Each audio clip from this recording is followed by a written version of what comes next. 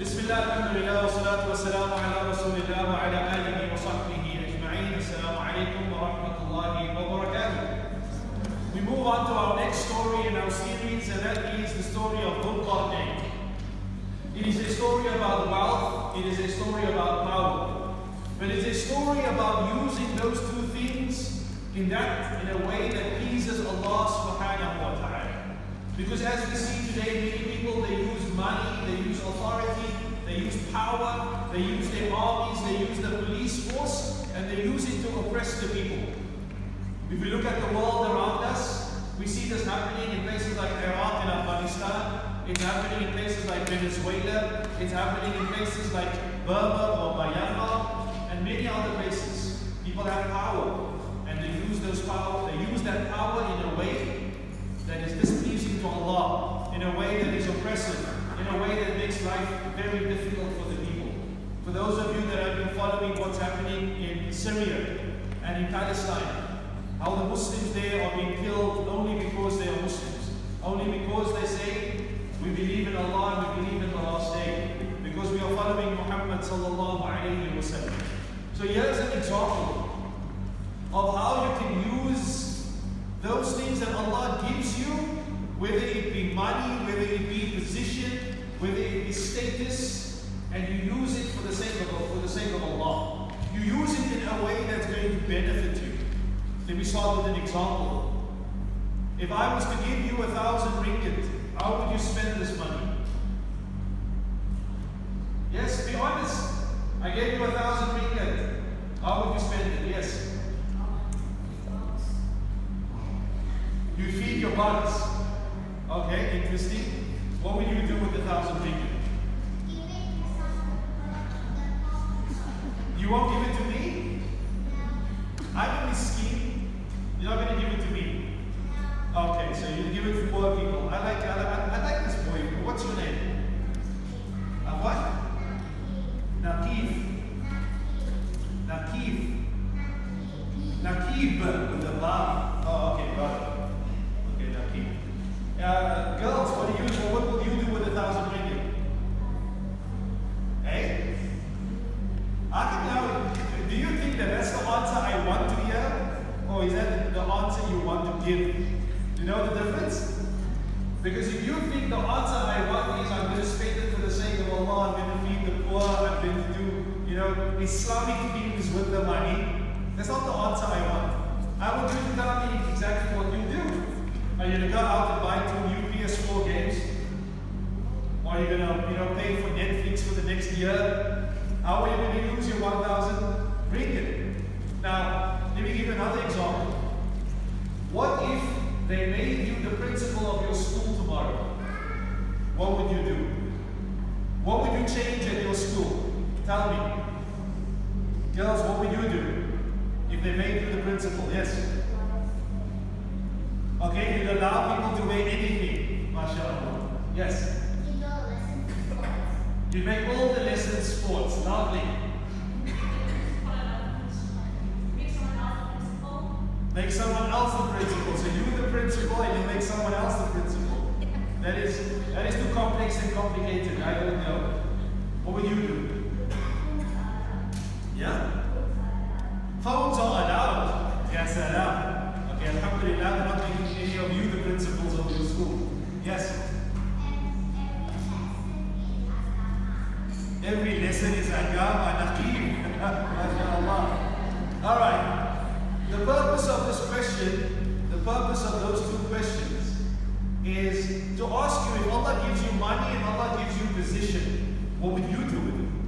So the story of Zulqarnain is about that. Allah gives you everything, and He uses it in a way that Allah subhanahu wa ta'ala is pleased with, Allah is happy with, Allah is going to reward him for. The question you must ask yourself is that if Allah gives you the same things as you were growing up, now that you are children, teenagers, adolescents, young adults, or you become adults, what are you going to do when Allah gives you the same things that He's talking about in the story of Zulqarnain? So that is the lesson of the story. The next lesson from the story is that Allah subhanahu wa ta'ala gives him this power, and He uses this power to protect those who cannot protect themselves.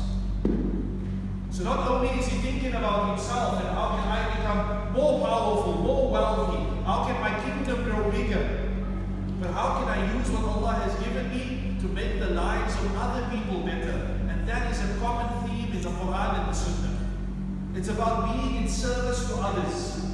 Everywhere you go in the world today, every company is trying, every government is trying to get people to start thinking like this. How can you, I was at immigration last week on Friday, and there was this poster, and it was about, that in immigration, they're not supposed to accept bribes.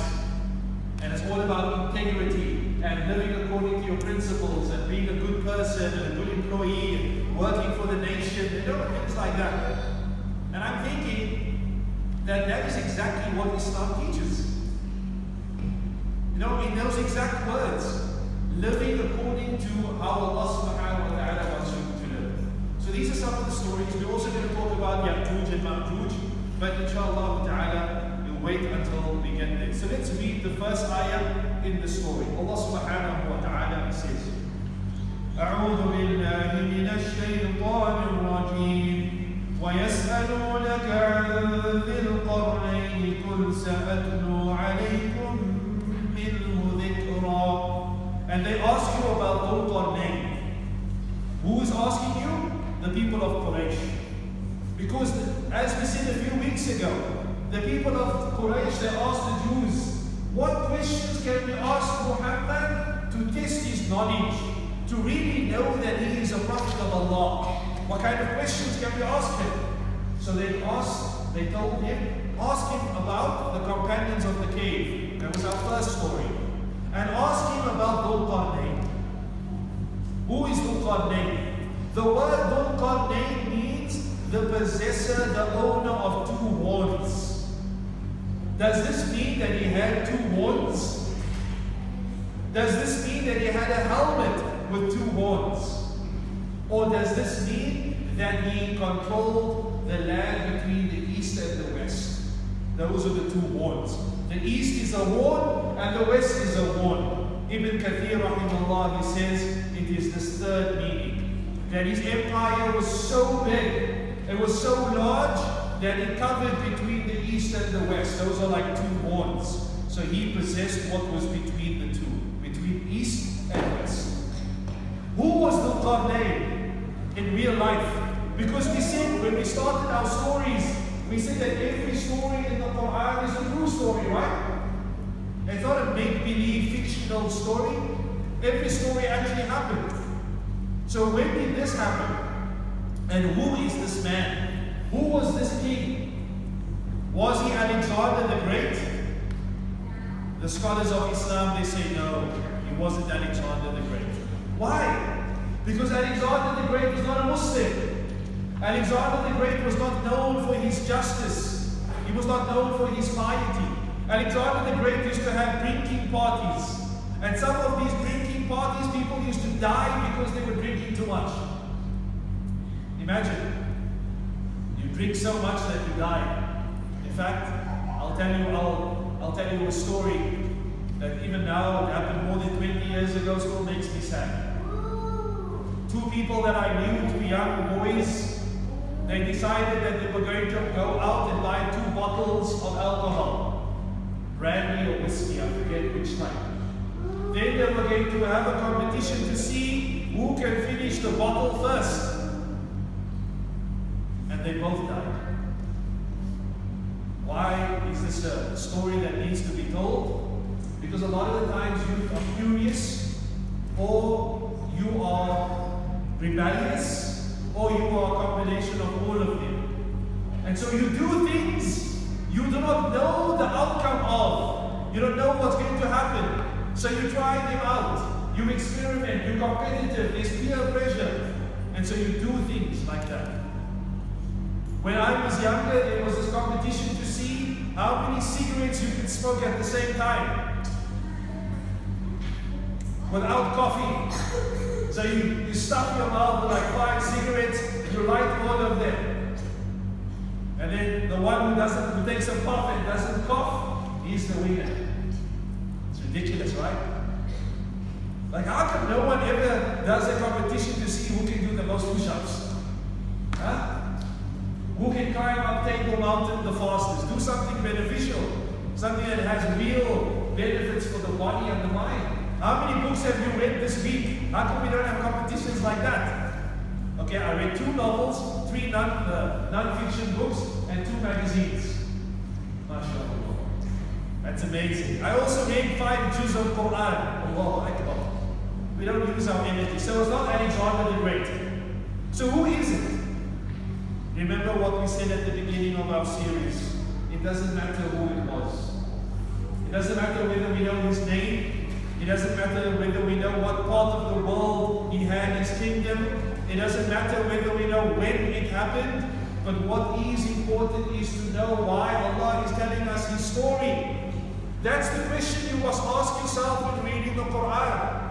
Why did we do the story of the companions of the cave? Why did we do the story of those 2 men, the rich man and the poor man? Why did we do the story of Musa and Khidr? Why? Because they were entertaining stories? Because as Muslims we had to study them, they're in the Quran, so we had to? No, there were lessons to be learned. Amazing lessons. So then Allah says, سَأَتْلُو عَلَيْكَ مِنْهُ ذِكْرًا. Say, I will tell you something about him. Not everything. I'm not going to tell you what his name was, and how old he was, and how many children he had. None of that's important. I'll tell you what you need to know about Zulqarnain. Allah then says, إِنَّا مَكَّنَّا لَهُ فِي الْأَرْضِ وَآتَيْنَاهُ مِنْ كُلِّ شَيْءٍ سَبَبًا. We established him on earth. We made him a king. We made him powerful. We gave him authority. When he would say do, the people would do it. When he would say don't do something, the people would stop. That's the kind of power he had. And we gave him everything, all the different kinds of needs. We gave him armies, we gave him money, we gave him wealth, we gave him all of these things. So now, that's a test. Remember a few weeks ago we said that 7 people will enjoy the shade of Allah on the Day of Judgment. The first person is a person who is a ruler, he's a king, he's a sultan, he's a prime minister. He has all of this power, but he's just. He's fair. He's a person that rules according to the book of Allah and the Sunnah. He doesn't help his family. He doesn't attack his opponents and throw them in jail and beat them. He doesn't do any of those things. But whatever he does is pleasing to Allah, even though he doesn't have to be. That's the main point. Because if I have an army behind me, if I have 10,000 special forces soldiers, and I have my bodyguard of 500 soldiers all around me, heavily armed, highly trained, every time you open up your mouth to say something bad against me, all I need to do is that, and you no longer exist. Isn't it so?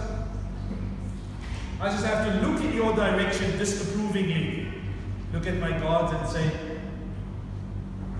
that's all. Just have to look at you. But I don't use my power in this way. I only use it in a way that is pleasing to Allah. Do you know how much that takes? Because in that same hadith, the Prophet says, that man that's invited towards zina, illegal, illicit sexual intercourse, and she's a beautiful woman, but he says, no, I fear Allah. Wow. You can say that? What about that man? He has his opportunity to give money to the local masjid, but he gives the money secretly. He doesn't want anyone to know. He doesn't publicize it. We like to be praised, isn't it so? You crave it. That's why we love social media. That's why when we post something on Facebook, we check every 2 seconds. Did anyone like it? Did anyone share it? How many views do I have on my YouTube? Isn't that why we check? Because if you didn't worry, if you didn't care, you would just post it. And you would even stay anonymous. You wouldn't want people to know that your name is Tariq. You would just, you'd make up an alias, and then you just post things for the sake of Allah. You stay very, very private and secretive. But we yearn for recognition. We want praise. We want people to say, nice job, excellent, you're amazing. You know, those pictures, wow. That's what we want. So to resist this urge to do things that are not pleasing to Allah is an amazing feat. And Allah subhanahu wa ta'ala praises it. So we gave him everything. Then Allah says, how did he use it? So let's talk about this for a second. We don't have the time, and I'm not sure that many of you want to do this exercise.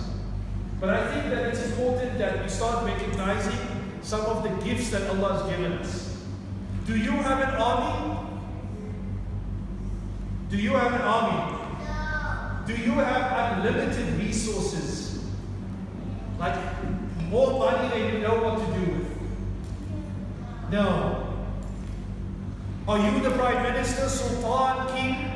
No. No, you're not. But does that mean that you have nothing that Allah has given you? No. Allah has given you intelligence. What are you doing with it? Using it. You are? To answer and give amazing answers to my questions in my class? MashaAllah. Barakallahu fiqh. Zarakallahu hirsan wa ilma.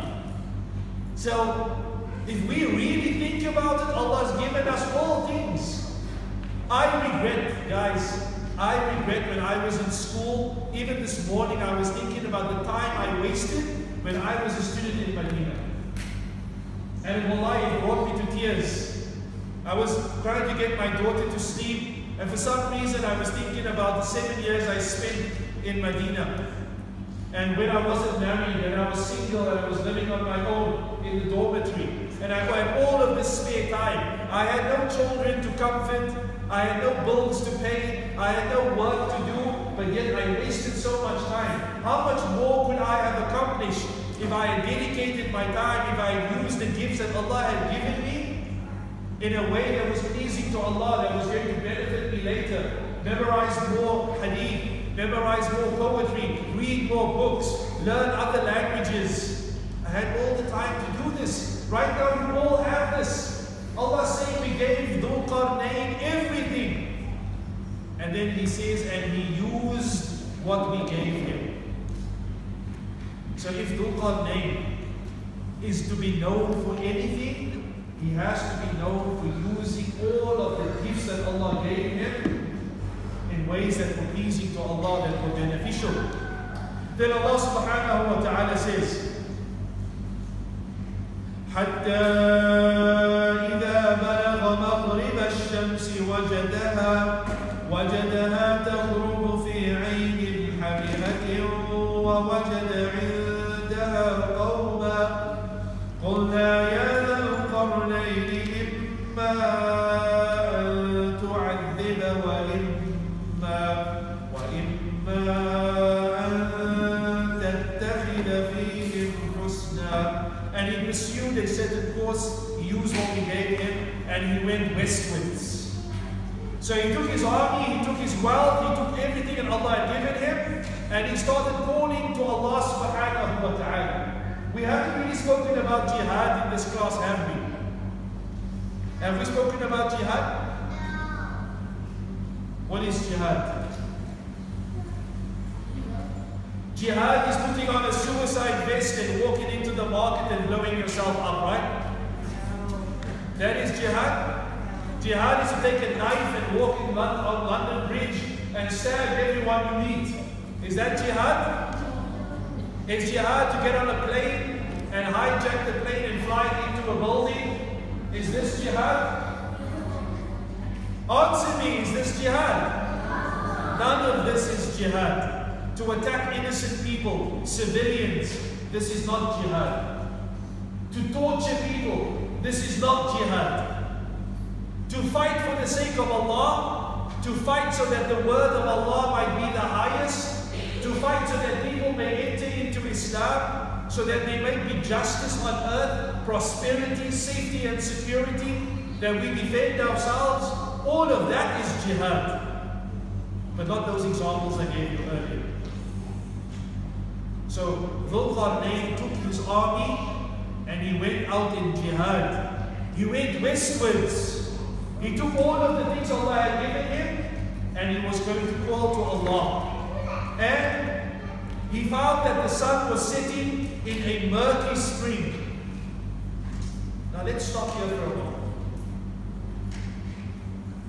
Many people, when they read the Quran, if their intention is not pure, if they have bad intentions, they read the Quran and they explain the Quran and they show the Quran to say things that it does not intend. What do I mean? Many people who are anti-Islam, they hate Muslims. They look at this ayah and they say, look at Islam, look at the Quran. The Quran believes that the sun sets in a murky spring. Like there's a place out there in the west, and that's where the sun sets. Is that what we believe? That there is a little murky, muddy spring, and the sun goes down there every night? No.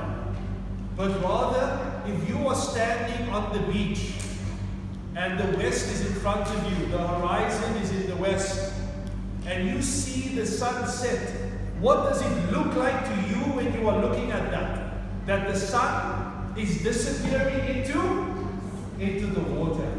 Doesn't it appear to you like that? That's why Allah said that Zulqarnain found the sun to be doing that. Not, Allah did not say, and the sun set in murky water. You understand the difference? There's a big difference. Zulqarnain, it appeared to him as if the sun was sitting in the west in this water. But in reality, if you kept on sailing in that direction, would you get to an end? The horizon would just continue to be in front of you. And the faster you move, the more it will appear like as if the sun was not setting. Isn't it so? Like if you could move at 300-400 kilometers an hour or 800 kilometers an hour, like when you're on the plane.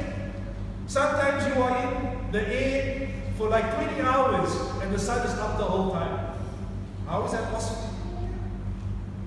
That means that in reality, the sun does not set in a particular place or in water or in a spring, but that's how it appears. So, when he got to this place in the far west, he found a people there. And these people were not Muslims. They were worshippers of idols. They were worshipping idols. And what is the worst sin in Islam? Shirk. The worst sin in Islam is to worship other than Allah. And that's exactly what these people were doing. They were worshipping other than Allah. Imagine now you took a stone and you started sculpting it. And then you put it in front of the people and you say, this is your God, prostrate to it. Could you do that?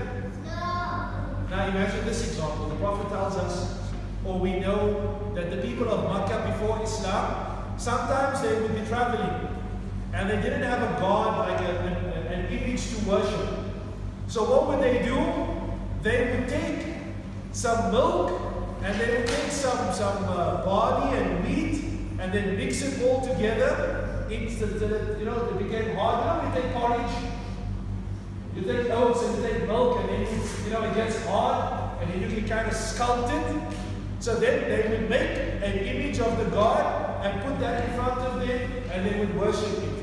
And then later, when they would get hungry, they would eat it. What kind of intellect is this? What kind of aql? When the Muslims went to Medina, they found that the people were worshipping idols. There were still people that were worshipping idols. And so what some of them would do is they would steal the idols in the middle of the night. And I don't suggest you do this, huh? I'm not encouraging you to go to the Hindu temple across the road, steal idols in the middle of the night and then throw them in the garbage dump. Okay? Please, I'm not telling you to do this. But this is what some of the younger companions would do. They would take the idols and they would throw it in the garbage dump. And every day, that man would go and fetch his idol and he would clean it and put it back on its spot. And every night it would disappear, next morning he would go. Until one morning he goes into the garbage dump to fetch his idol, and he sees that a dog is urinating on it. A dog is peeing on his idol. This is the first time that he questions the worshipping of that idol. Because if you were a real God, if you were powerful, you would have at least protected yourself from this kind of humiliation. You understand?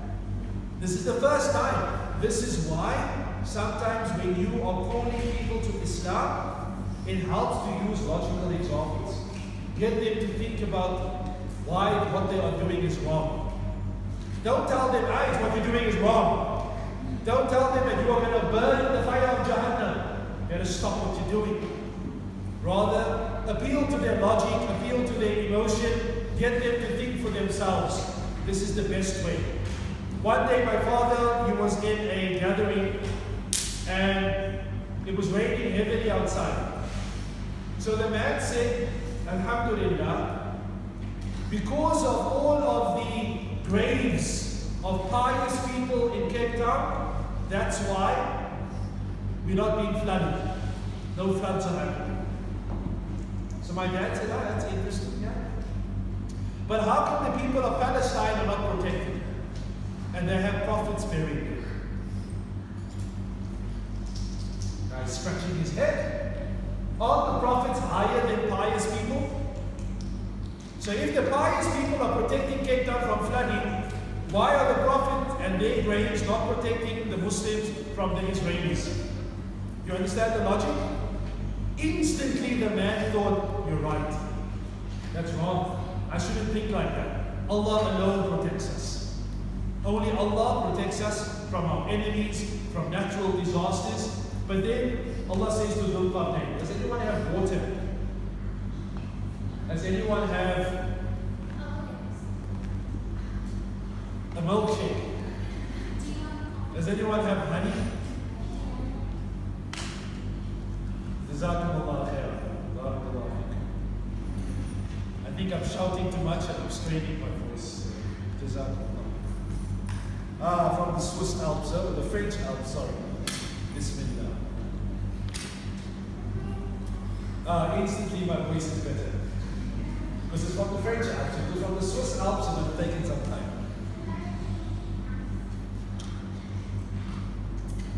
So we found the people, and these people were committing shirk. So Allah says to Zulqarnain, you have two options. You can either punish these people, or you can be merciful to them. What option will you choose? So here's an example. If someone was to take your whole family, take them to a local prison, and then beat them until there's only so much life left in them. But then they release them, and you're at home, taking care of them, nursing their wounds, making sure that they get healthy again. But inside, all you want is revenge, isn't it? These people took your mother, your father, your brothers and your sisters, even your grandparents, and they beat them savagely every day. Finally, you get them back. And now, later, you become the Prime Minister of Malaysia. And you have power. And you have the ability to take revenge. And these people are brought in front of you. These people that beat your grandparents, your parents, and your siblings. You have the opportunity to do to them, or even worse, what they did to your family. And Allah gives you this option. You can either be good and be good to them and forgive them and have mercy on them, or you can punish them. What choice will you make?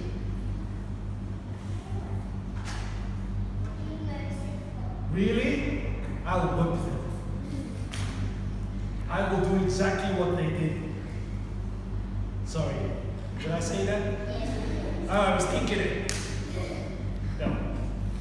Jokes aside, Allah subhanahu wa ta'ala says that one of the main characteristics of the believers, وَالْعَافِينَ عَنِ النَّاسِ, those who are able to pardon other people.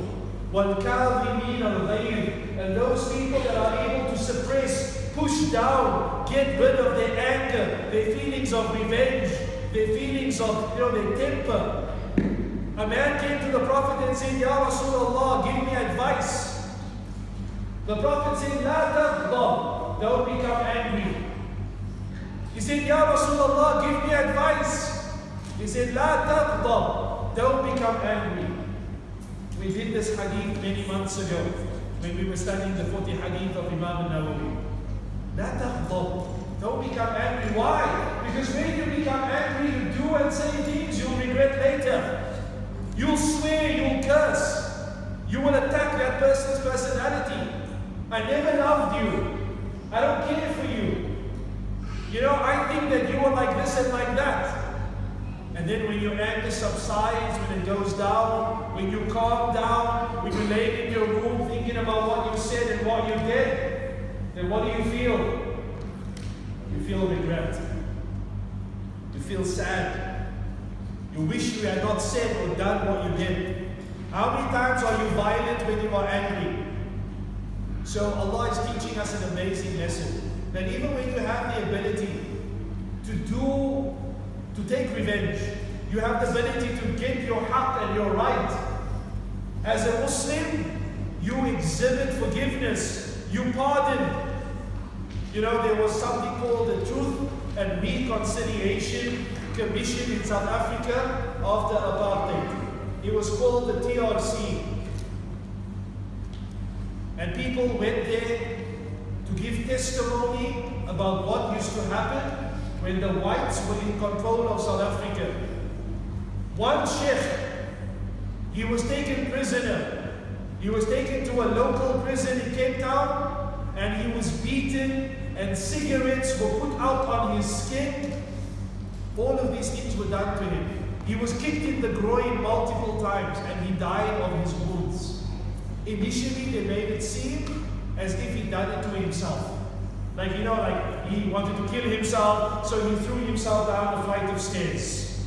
But when they did an inquiry, of course they knew that was nonsense. Now imagine his family come to testify here, and they are willing to forgive the people who did that to their father. That is Islam. That is what Allah teaches us. The ability that even though you have the power to do this, you don't. You say, Wallahi, for the sake of Allah, I'm going to forgive you. And this the Prophet did when he conquered Makkah. He had the ability to execute all of the enemies of Islam. But what did he do? He gave them the opportunity to become Muslims. And people like Abu Sufyan, who killed Muslims at the Battle of Uhud and other battles, he was going to be a person who would fight for the sake of Allah in the battles against the Romans. See how Allah changes things?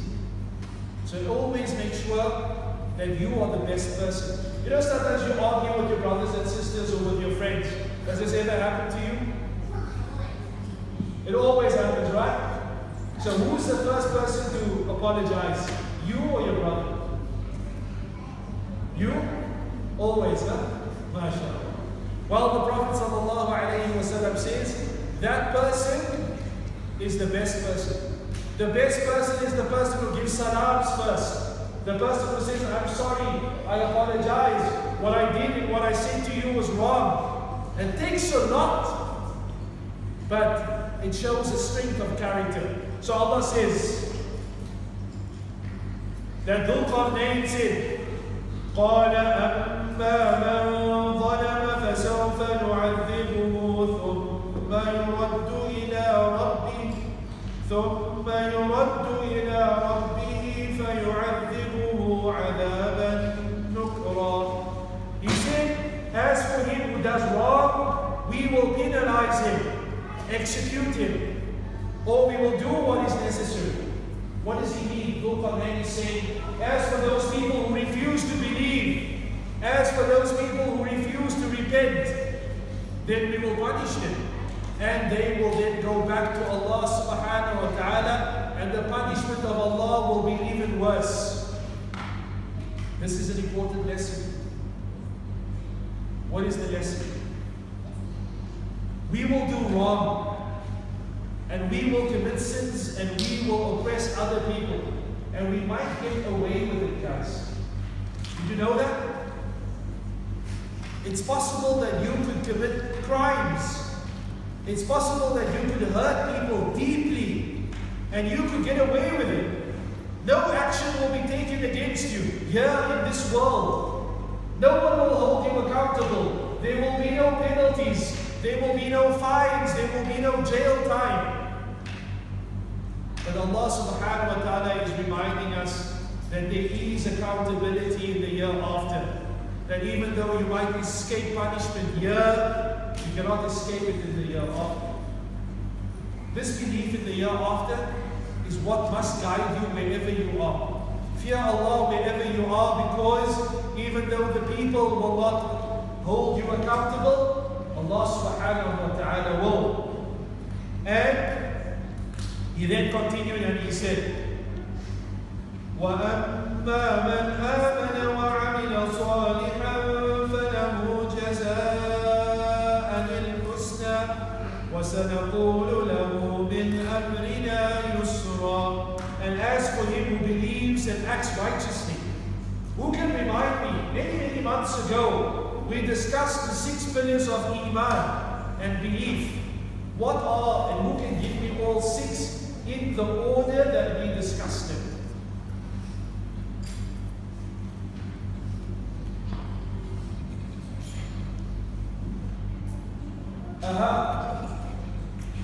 Yes, that's number 1. Number 2, mashallah. Number 3, mashallah. Well done, well done. Let's move on to the next question. Many months ago, we spoke about what is a good deed. How do you know that your deeds are beloved to Allah? We said that there were 2 conditions. I used fancy words, but I explained what they meant. So the first pillar, let's start with the first question I asked. To believe in Allah, to believe in the angels, to believe in the books, to believe in the messengers, to believe in the last day, and to believe in Qadr, the good and the evil of it, or the bad of it. Those were the 6 pillars of Iman. To answer my second question, I don't know why I'm answering my own questions. But to answer my own question, what are the 2 conditions for your deeds to be beloved to Allah? How do I know that these are good actions, acceptable to Allah? Number 1, there must be sincerity, ikhlas. The example I gave was of Allahu Akbar. I hope the people are watching me and how I am performing my salah. I hope they are impressed with the way that I am doing my ruku'. I hope that when I finish my salah, they will praise me. Is that sincere? Here you go, here's 10 ringgit. You're a poor person. This is for you, buy some food. Did you see how generous I am? MashaAllah. You see my generosity? Allahu Akbar. Is that sincere? No. So the first thing that you need, if you want your deeds to be accepted by Allah, is you have to do them for Allah. You cannot do them for the people, they mean nothing. You're there, you're praying, you're paying your zakah, you're going on hajj, but you are doing it for all the wrong reasons. Many people, they go on hajj and umrah because it's a holiday. MashaAllah, 2 months vacation. Eat al-bayt every day. Go to the food court close to the haram. Huh? This is what people do. But is that why we do it? Do we go on hajj so that people can call us haji when we get back? MashaAllah, Haji Tariq. Thank you, MashaAllah. I'm very happy you recognize my hajj status, my haji status. No, this is not sincerity. So ikhlas is our first condition. What's the second condition? Conformity. It has to be according to the sunnah. Because imagine if I start my salah and this is how I do my salah. And then I put my hands on my head. And then instead of reciting Surah Al-Fatiha, I recite the Lord's Prayer. Our Father who art in heaven, Hallowed be thy name, thy kingdom come. Is that according to the Sunnah? Yes or no? But what if I'm doing it for the sake of Allah? It's very sincere. Oh Allah, very sincerely, hallowed be thy name. Is that sincere? No. Yes it is. But is it according to the Sunnah? No. So therefore, every good deed that we do must have these two things. It has to be for the sake of Allah, and it has to be in a way that Allah's Messenger taught us. Can I perform Hajj here in this classroom? I tell you what, next week we get a replica of the Kaaba, okay? And then we get a Mina over here with 3 pillars, and we get a Muzdalifah, and we get a Arafah. And we do the Hajj and we do the Tawaf, and I'll be your guide. Can we say that we have performed Hajj? No, you can't. It has to be done according to the Sunnah. It has to be done in the way the Prophet Muhammad sallallahu alayhi wasallam taught us. Otherwise, it doesn't matter how sincere it is. You remember that hadith we spoke about many months ago. Everything was many months ago. But a long time ago, we discussed the hadith of those 3 men. Remember that hadith? The hadith about the men who came to the Prophet's wives and they asked, what does the Prophet do in private? One of the men said, well, in that case, I am not going to sleep and I'm going to pray all night. The second man said, I'm going to fast, no breaking of the fast. And the third man said, no marriage. I won't get married. Look at these 3 men. They came and they heard the Prophet sleeps, then he gets up and then he prays, then sometimes he spends time with his wives and he talks to them and he's intimate with them. You know, stuff that husbands and wives do. So when does the Prophet really do a lot of ibadah? No, we can't say that because he's the Prophet of Allah. So maybe he's got an excuse. The reason why he's doing all this other stuff is because Allah has forgiven him all of his sins, right? Isn't the Prophet super pious? Doesn't he have a high position with Allah?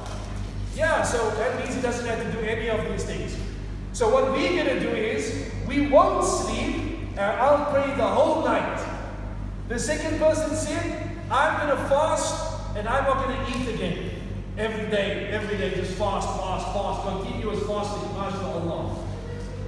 Last person, I'm not going to get married. Because you know, when you have a wife or a husband and you have children, you don't have all the time in the world to do a lot of ibadah. So you just stay single, you stay celibate, unmarried, and you just focus on Quran and fasting and all of these things. When the Prophet came home, his wives told him about these 3 men. And the Prophet became angry. Why? Why would the Prophet become angry? If you pray, is salah at night a good thing? What do you guys think? In the middle of the night at 4 a.m. in the morning, you get up out of bed, you take wudu, you throw out your musalla in your room, everyone else is asleep, it's a dark room, and you say, Allahu Akbar. Is that a bad thing? So salah is good. Okay, we all agree. The second person, this person is fasting. Is fasting good? Yes or no? Well, some of you are unsure. Well, it depends, Sheikh. Am I hungry or not hungry? Is it hot or not? No, I say we all agree that fasting is good. But is it good to fast all the time? You don't have suhoor, you don't have iftar. What about not getting married? Is that a good thing? Well, it depends, huh? It depends. Let's not get into that discussion.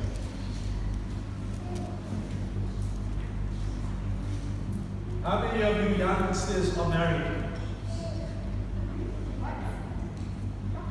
Our maid, she's from the Philippines. And her boyfriend slash husband, Allah best knows what's going on there. But he's got 13 siblings. So he's one of 13 children. His parents got married when his dad was 14 and his mom was 13 in the Philippines. Who's 13 now? How many girls are 13? Or older? Or older? 13 or older? How old are you? 15. What about you? 13. Can you imagine getting married now? No. Any 14-year-old boys? Who's 14 or 15 or 16? Right, excellent. Can you imagine getting married now? No, you can't. We don't think about these things and we are told not to think about them. We are told that we have to wait until we what? I don't know. What's the average age in Malaysia for marriage? 25, 26? Alright. 16. That's too young also. When do you want to get married, bro? 30. 25. Okay, that's a good age. I got married when I was 23. I got married. So now I'm 57 and I have a 12-year-old. Now, when did you get married when you're 14? That's why Imam al-Shafi'i rahimahullah says he met a grandmother, she was 18 years old. Imam al-Shafi'i rahimahullah says he knows of a grandmother who was 18 years old because she got married when she was 9. She became a woman when she was 9. Okay? Anyway, I'm off the topic now. Let's return to this story over here. The Prophet got angry, very angry. So angry that he got on the minbar and he praised Allah and then he said, what is wrong with people who say such and such things? What is wrong with them? Now, why would the Prophet say what is wrong with them? This man is praying, this man is fasting, and this man wants to not get married to focus on worshipping Allah. What's wrong with that? The Prophet explains, and this is the moral of the hadith, the lesson that I want you to remember. Take it with you the rest of your life, and you will, being a Muslim, will be easy and enjoyable. The Prophet said, I am the most pious and the most righteous of all of you. I am more pious than Abu Bakr. I am more pious than Umar. I am more pious than Hafsa and Aisha. I am more pious than all of you put together. But I sleep and I pray. I fast and I break my fast. And I marry women. And whoever turns away from my sunnah is not from me. I want nothing to do with that person. Get away from me. Because that's not piety. Piety, righteousness, being an amazing, good Muslim, is to do what the Prophet ﷺ did. Go to bed after Isha and then wake up at 4 a.m. and pray. Wake up in the morning for suhoor and then break your fast when it's time to break your fast. Get married. Because even when you are intimate with your wife or your husband, Allah will reward you for that. Never mind everything beautiful about marriage. Just this one enjoyable thing. That in itself is rewarding. What then about taking care of your spouse, helping your spouse, being there for your spouse, supporting your spouse, having children together, bringing those children up in the worship of Allah. Marriage, amazing. Now, before I move on with the story of Zulqarnain, why is it that certain scholars in Islam did not follow this advice? Best example we have is Imam al-Nawawi. You know Imam al-Nawawi? We spoke about him when we were doing the 40 hadith, for those of you that were with us. We said that he didn't get married. He died at the age of 45, but he never married. Why did he not get married? He was a scholar of Islam. He knows this hadith better than I do. How come he never got married? Well, the reason he never got married is someone said to him, you know, Sheikh, you never got married. How come? He said, if I had remembered it, I would have done it. If I had remembered to get married, I would have not remember to get married, guys? Because he was so busy with knowledge. This was a man who used to read like I'm sitting right now. Then he would fall asleep after hours of reading. Then he would wake up and read again. Then he would fall asleep. For 2 years, he did not lie down to sleep. Which means that for 2 years, he was always standing or sitting. And even when he was asleep, he was always like in this position. Like, sitting in a seat, leaning against his books. In fact, in his room, at the university where he studied, there were so many books in his room, there was no place to lie down. So when did he remember to get married? He wasn't thinking about women all the time, because all he thought about was, Allah said and the Prophet said. That's what he thought about for more than 20 years, nothing else. So when he died in his 40s, the thought really hadn't crossed his mind. That is dedication. I'm not necessarily agreeing with that, but I want you to be inspired by the story. Are you focused on anything so much in your life that you don't think about anything else? Something so beneficial. Memorizing Quran, memorizing Sunnah, learning the Arabic language, becoming a great scholar, that even now, 800 years later, we still talk about this man, even though none of us here met him. Kanye West, is anyone going to remember him in 800 years? Taylor Swift, I know you know who she is, so don't pretend that you don't. So who are these people that the Sheikh is mentioning? We only listen to Quran. Now, come on. But wallahi, in 50 years, will people even know who these people are? Will they be inspired by their lives? No. It's a reality. To mention one famous musician or actor from the 1850. You can't even mention from the 1950s. And we are now only in 2018.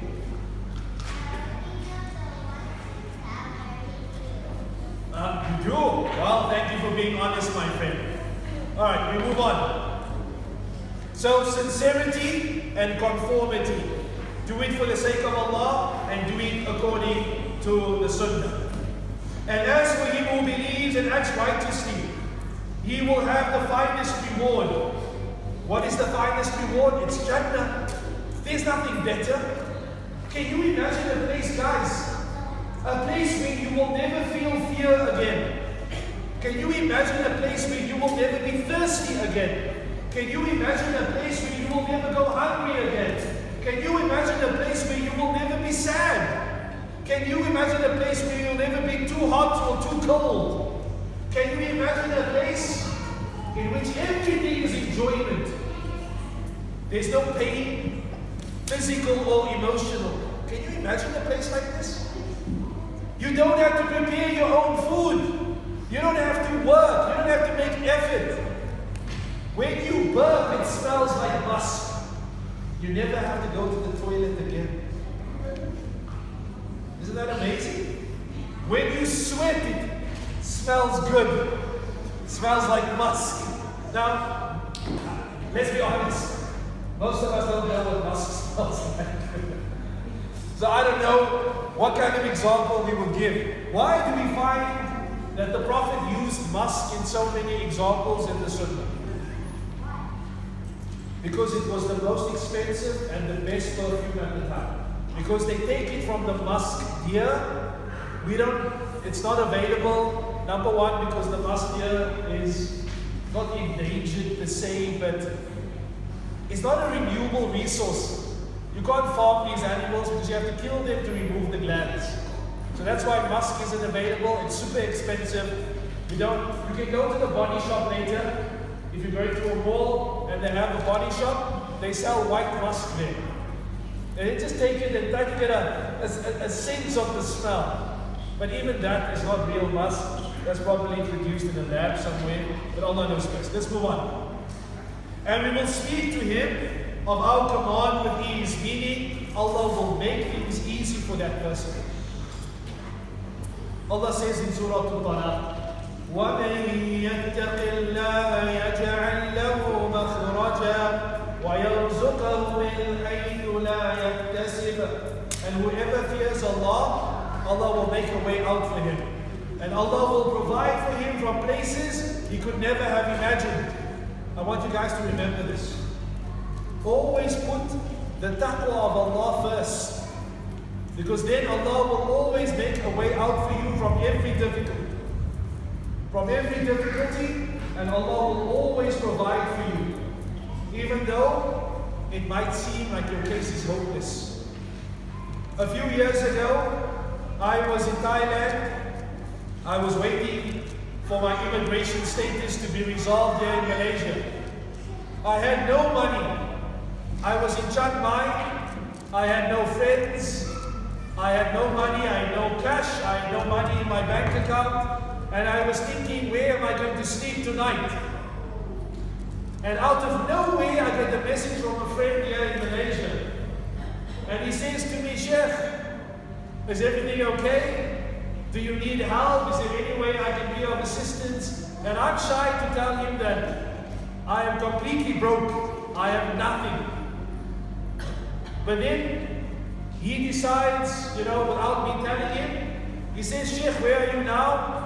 I tell him, he asks me, how do you spell your name exactly? I give him those details, and then he transfers money through my MoneyGram. He tells me I can pick it up at any branch there.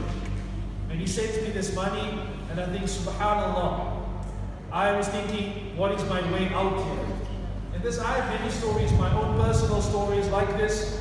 Whenever I thought that it was hopeless, whenever I thought that, that there was no way out, Allah subhanahu wa ta'ala. So I never want you to give up hope in Allah subhanahu wa ta'ala. No matter how desperate the situation, no matter how difficult it might seem, put your trust in Allah, ask Allah, always have taqwa, do what's right, and Allah will make a way out for you. Agreed? Excellent. ثُمَّ أَتْبَعَ سَبَبًا. Then he pursued a course. So after Zulqarnain took care of matters in the west, he now went and he prepared a way to the east. So he had conquered the west. Now he was moving towards the east. حتى إذا بلغ مطلع الشمس وجدها تطلع على قوم لم نجعل لهم من دونها سترا. Until when he reached the rising of the sun. When he reached the place where the sun was rising, not where the sun actually rises, as we said earlier, but where he thought the sun was rising from. It appeared to him in that way. And he found a people that had no shelter from the sun.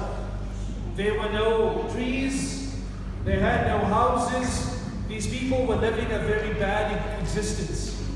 So Allah subhanahu wa ta'ala says, and so it was, we had full knowledge of what he had done, of what he had. Allah subhanahu wa ta'ala tells us that he was in the west, then he traveled to the east, he found these people, he helped these people, and he continued.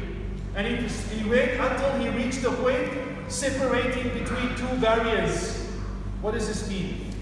It means he reached a point between two mountains. And he found a people there whose language he could not understand. And I always had this question. If I sent you to Cambodia, the people do not speak English and they do not speak Bahasa Melayu, how would you call them to Islam? This is why I prefer to walk in the class. Because when I'm not walking, people are talking. So when I walk, there's no talk. But when I sit, there's a lot of lip. See, I'm a poet and I just don't know it. And sometimes I wish to show it. Hey, all of that was right. Anyway. On a more serious note, can you guys please keep quiet? so that I may focus, inshallah, and we finish the story, and then we'll take some questions, we'll talk about some other things. But he reached this place between two mountains. And he met the people there, and these people he could not understand. But somehow these people communicated to him, and they told him, "Oh, Zulqarnain, the Gog and the Magog." You know the Gog and the Magog, the Ya'juj and the Ma'juj. They are causing corruption and chaos in the land. If we pay you, can you make a barrier between us and them? We want you to make a wall between these two mountains, so that these people who come, they come into our lands, they kill, they murder, they rape, they steal. If we pay you, oh great king, will you make a barrier between us and them? Will you stop them from attacking us?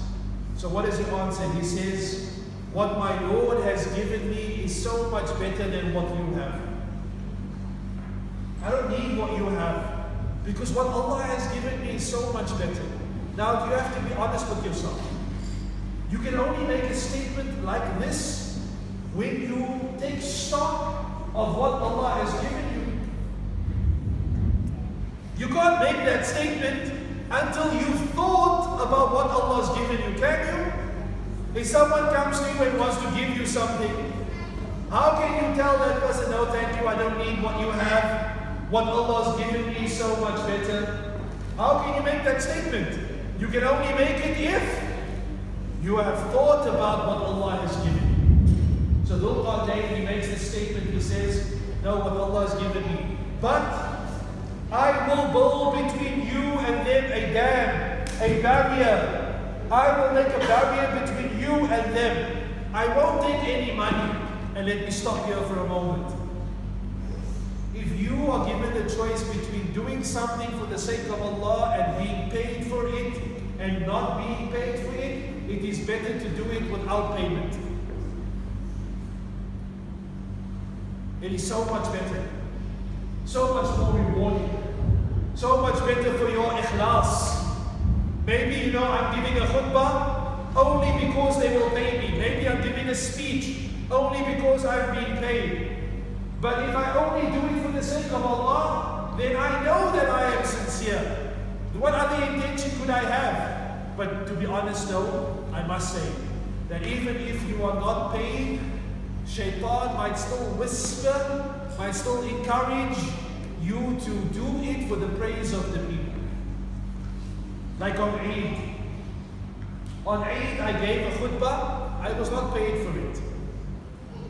There was no agreement that I would get an honorarium or a fee or anything.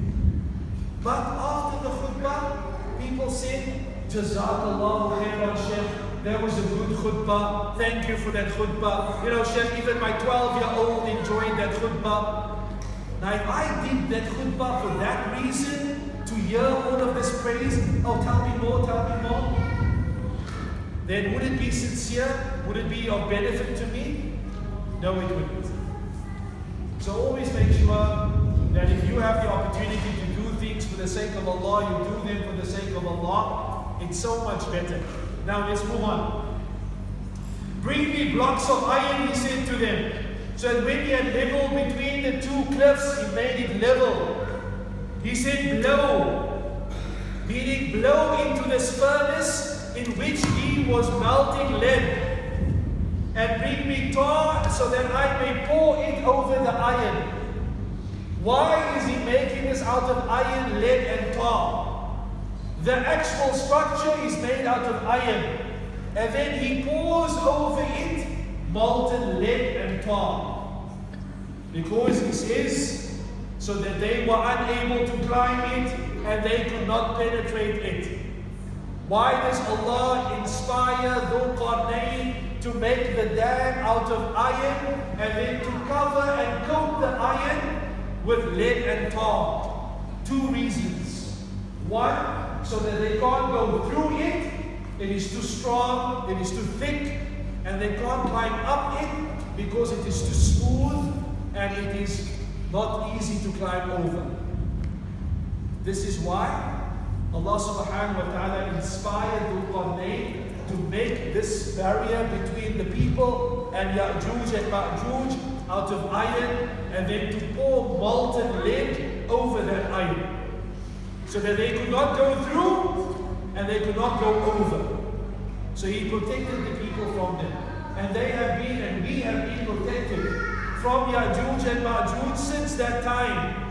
But at the end of time, one of the major signs of Qiyamah is the coming of Ya'juj and Ma'juj. Ya'juj and Ma'juj, who are they? They are the names of two tribes. In English you say Gog and Magog. Where exactly they are, Allah knows best. But we know that they will be extremely violent, they will be very aggressive, and they will be... Is that your phone? Can you give your phone to me? Can I have it? Just pass the phone. What kind of phone is it? Is it an iPhone? Allahu Akbar. I always wanted an iPhone. Thank you.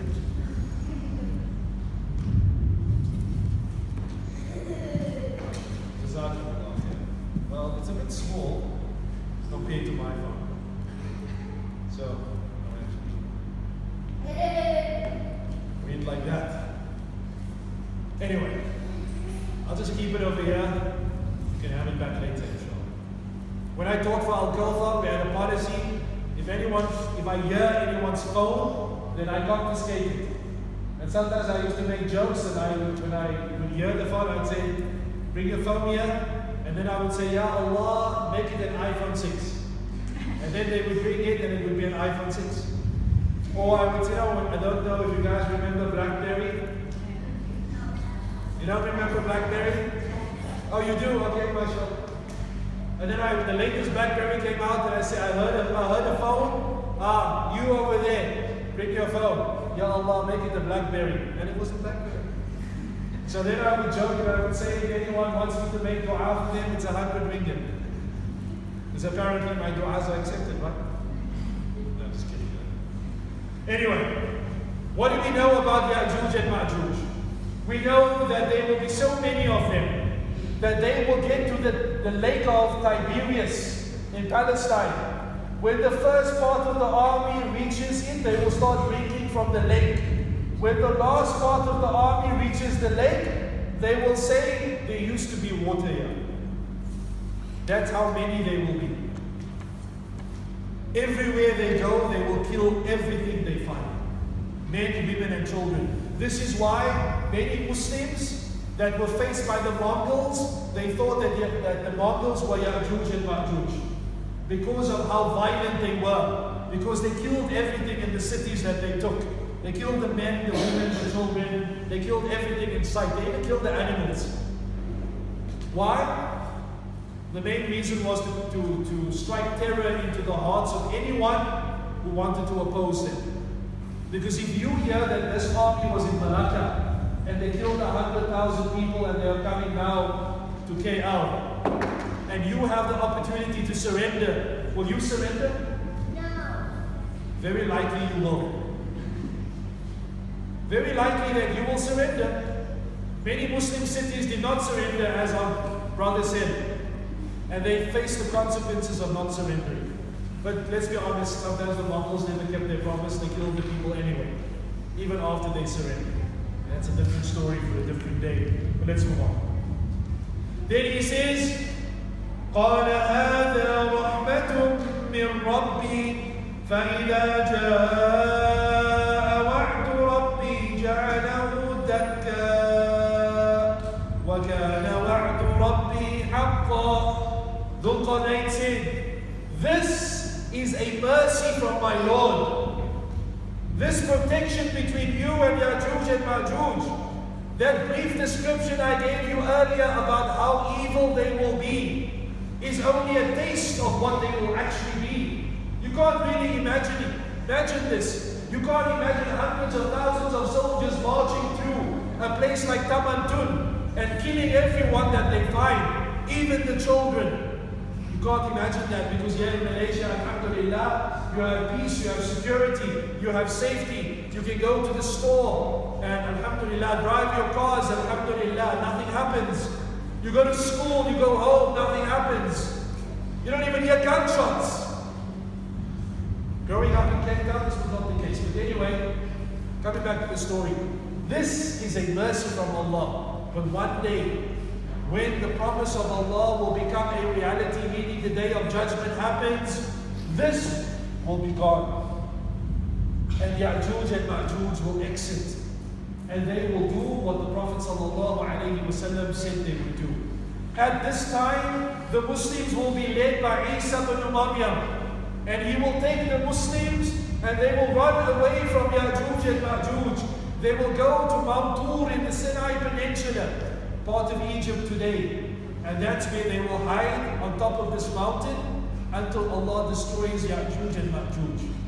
Then, after Allah has destroyed them and He has cleansed the earth, Isa ibn Maryam will lead the Muslims down onto the earth again, and they will enjoy everything that Allah has prepared for them until Allah takes their souls. And upon these people, the lost people, the disbelievers, the sinners, that's when the day of judgment will happen. So let's revise what we have learned today in this story. Yes? Now. Yes. The tribe of Ya'juj and Ma'juj are actual people. They are not jinns, they are not demons, they are not aliens from another planet. They are not the Israelis. Allah knows best where they are, but they do exist. They are human beings. They do procreate, they have children, they get married, they eat, they drink. They are like us, except they have a different culture. It means that in their culture, to kill other people not like them is a good thing. The more people you kill, the better you are. Like, like if you go to Borneo right now, there are tribes living in the jungle there, killing other people, cutting off their heads and bringing them back to the village. That's considered to be a hallmark of a warrior.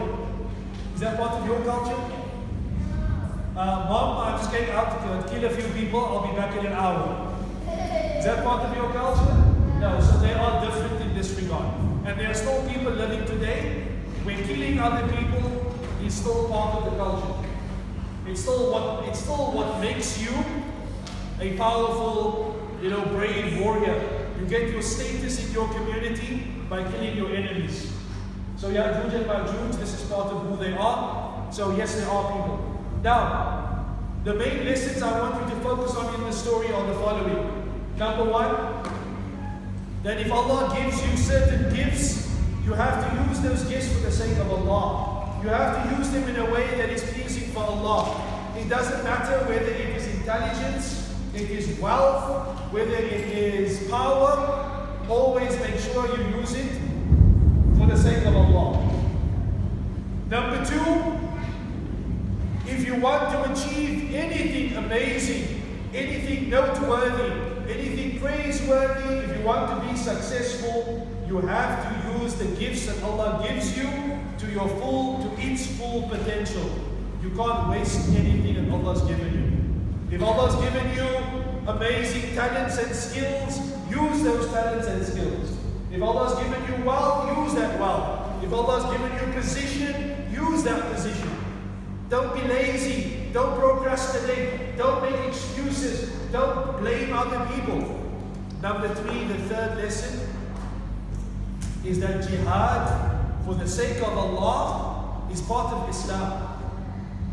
And that jihad has a code of ethics. There are rules of engagement. There's a way that we do jihad. And it should always be done for the sake of Allah. Not for revenge, not for power, not for money.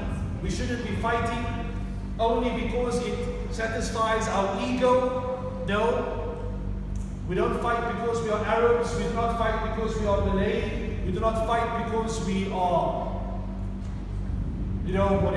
whatever reason there is other than doing it for the sake of Allah. We only fight for the sake of Allah and to give da'wah to Islam. The fourth lesson that I want you to remember in the story is that Allah subhanahu wa ta'ala teaches us that when you have the opportunity to forgive, when you have the opportunity to pardon, you can and you must do so. And these are the hallmarks the characteristics of a believer. If your brother or your sister has done something to you and you have the opportunity to have them punished, instead of having them punished, you forgive them. If a friend at school steals from you and you have the opportunity to tell the principal about this, but you have an opportunity to forgive them, you have an opportunity to give them da'wah, you should rather use that opportunity. But if you want to, you can take your right and you can have this person punished. The last lesson that I want you to remember is that Zulqarnain understood that to be in service of the people was absolutely pleasing to Allah. It is the height of using what Allah has given you. You can use what Allah has given you for yourself, but you know what's very fulfilling is to use what Allah has given you to help others to make their lives better, to make their lives easier. Like when you see someone struggling to carry something heavy, you go and you help them carry that heavy thing. When you see that someone is struggling with their schoolwork, they're struggling to pass their exams, you offer your tutorial skills. I think I can help you with your maths or your physics, man. I think I can help you with your English. You need help? I can help you. It doesn't have to be money. It doesn't have to be position. It doesn't have to be any of those things. If Allah has given you intellect, if Allah has given you a gift of teaching, then you should use that for the sake of Allah. So Zulqarnain used what Allah had given him to please Allah. You should do the same. We ask Allah subhanahu wa ta'ala to make us of those that recognize the blessings that He has given us. We ask Allah subhanahu wa ta'ala to guide us in what is pleasing to Him wherever we are, whenever we might find ourselves in positions where we can either use what He has given us for good or bad. We ask Allah to guide us to always do that which is good, that which is pleasing. May Allah grant us sincerity and conformity to the Sunnah. May Allah reward each and every one of you for coming. May Allah forgive you and have mercy on you. Jazakumullahu khairan. Wassalamu alaikum wa rahmatullahi wa barakatuh. Right.